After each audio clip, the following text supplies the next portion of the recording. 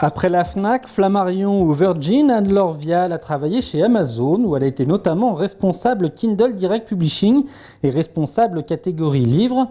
Une trajectoire riche dans l'édition pour un retour d'expérience sur la chaîne du livre et notamment dans l'utilisation des métadonnées. Anne-Laure Vial, bonjour. Bonjour.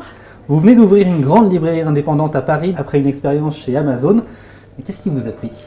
Je suis cofondatrice, nous sommes deux femmes du même âge, de 48 ans, Delphine Guettard et moi-même. Et ce qui nous a pris, en 2012, on a eu envie de créer une grande librairie indépendante, tout simplement. À la fois une envie, je dirais, personnelle dans nos carrières, d'aller vers un lieu physique concret qui nous permet aussi d'agir localement, d'apporter aux Parisiens le plaisir de la lecture, des débats, etc. Et on avait aussi une conviction, la conviction qu'il faut des lieux physiques pour découvrir les livres physiques et qu'aujourd'hui, dans Paris, il y a encore la place pour ça. Donc on avait aussi cette conviction-là que le marché du livre nous permettait de faire ça et de construire un projet long terme. Vous avez beaucoup utilisé dans votre carrière, notamment chez Amazon, les métadonnées. À quoi servent-elles pour une librairie ?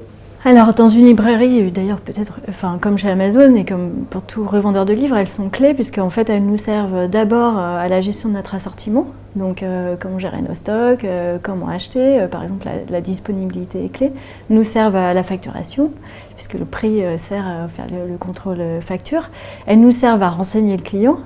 Donc, qui cherche des choses très précises. On est dans un métier de vente unitaire, donc chaque livre compte.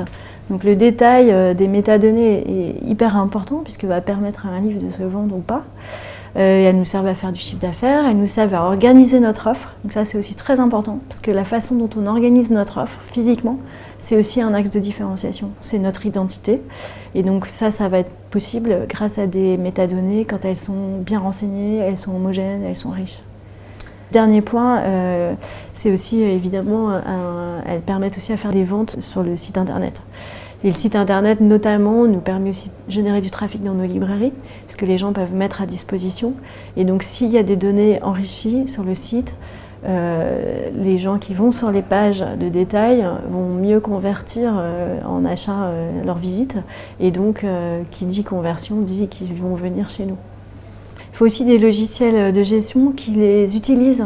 C'est-à-dire, par exemple, il y a une donnée classique qui est la référence de remplacement. Par exemple, un guide de voyage, il existe une nouvelle édition de ce guide. Cette donnée, elle existe. Maintenant, est-ce que le logiciel de gestion, il l'utilise dans la façon dont on va pouvoir passer des commandes ? S'il existe une nouvelle édition, est-ce que cette info-là, est-ce que donc on va attendre et commander que la nouvelle édition, etc. Donc il faut, pour aller le plus loin qu'on peut, c'est aussi que nos règles de gestion, nos processus utilisent ces données. Que diriez-vous aux éditeurs qui vous envoient des métadonnées incomplètes ? Alors je dirais que, évidemment qu'il faut les compléter, qu'un libraire n'a pas les moyens de les compléter lui-même, ne peut pas acheter d'autres bases pour les enrichir, et que donner des données incomplètes, c'est aussi donner un avantage à ceux qui peuvent les compléter. Donc là, je pense effectivement à des libraires en ligne, par exemple, qui ont les moyens d'acheter plusieurs bases, et que grâce à ces nombreuses bases qu'ils achètent, ils peuvent avoir une base très enrichie, ce qui n'est pas le cas d'un libraire qui, en général, a une seule base.